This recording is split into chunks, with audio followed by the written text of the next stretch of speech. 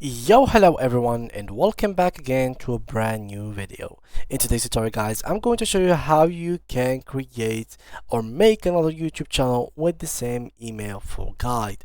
So first of all, go ahead and open your YouTube account and go ahead into the settings. So by clicking into settings, in here you'll find your account, and in here in the bottom you'll find your channels that you own within your account. So what you should do is pretty simple. In here, add or manage your channel. So you can click in here and click on add, and you will be able to actually create multiple channels. So by clicking in here, create a channel, click on verify so you can verify your account. Here they will take you to another place where you should add an ID, or basically take a 6-second video of yourself to verify your account.